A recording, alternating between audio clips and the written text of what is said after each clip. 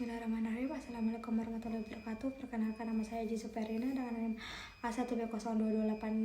Di sini saya akan menjelaskan tentang materi tentang hukum dagang dan hukum perdata. Yang pertama yaitu sumber hukum dagang, pengaturan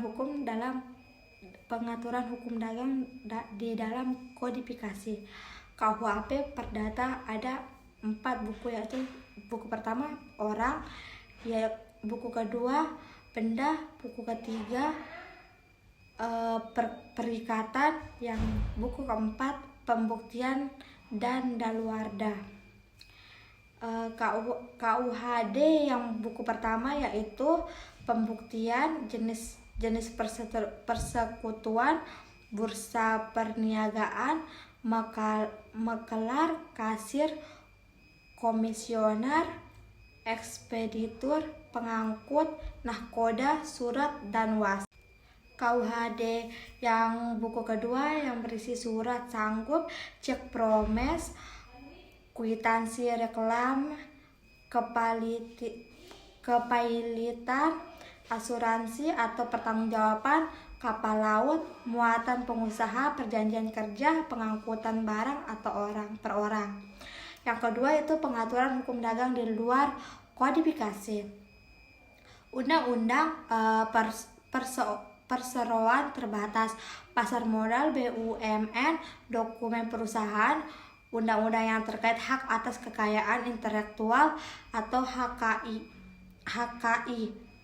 larangan praktek monopoli dan persaingan usaha tidak sehat, kepalitan PKPU, perbankan, penerbangan, pelayaran, LLAJ, dan lain-lain.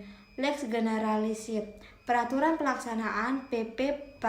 Nah, selanjutnya itu yaitu hukum perdata. Sama seperti hukum pedagang, memiliki 4 buku, yakni buku pertama orang sebagai subjek hukum perkawinan dan hukum keluarga termasuk waris.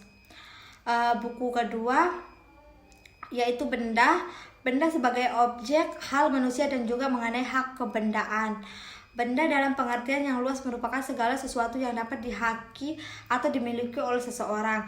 Yang buku ketiga yaitu perikatan, hak dan kewajiban yang terbit dari perjanjian, perbuatan melanggar hukum dan peristiwa-peristiwa lain yang menimbulkan hak dan kewajiban perseorangan. Buku keempat pembuktian atau daluarsa. Pembuktian merupakan tindakan yang dilakukan oleh para pihak dalam suatu sengketa. Macam-macam alat bukti yaitu bukti tertulis, bukti saksi, persangkaan oleh para pihak dalam suatu sengketa. Macam-macam alat bukti yaitu bukti tertulis, bukti saksi, persangkaan, pengakuan, dan sumpah. Daluarsa merupakan batas waktu akhir untuk memperoleh dan atau melepaskan suatu hak secara sah. Selanjutnya yaitu hukum perdata. Hukum perdata adalah hukum yang mengatur hubungan antara individu atau entitas hukum yang bersifat pribadi. Ini pengertiannya. Hukum perdata ini mengatur hak dan kewajiban individu atau entitas hukum dalam konteks hubungan sipil seperti perjanjian kepemilikan properti, tanggung jawab hukum, warisan, pernikahan, perceraian, dan kontrak. Hukum perdata ini biasanya berlaku pada situasi di mana terdapat hubungan antara individu atau entitas hukum yang berdiri sebagai subjek yang setara. Yang kita membahas hukum dagang tunggal. Mempelajari hukum dagang dengan semata-mata dari apa yang setara dalam kitab undang-undang hukum dagang KUHD saja. Wetbook Van Cop Handle WVK atau WVK. Ketentuan dalam KUHD diubah dalam suatu undang-undang tersendiri, pembaruan secara parsial. Terus hukum dagang ini terkait kegiatan bisnis. Hukum dagang tidak cukup hanya dengan mempelajari dari KUHD saja, harus dipahami sebagai bagian dari beberapa cabang hukum. harus dipahami sebagai bagian dari beberapa cabang hukum yang berkaitan dengan kegiatan bisnis.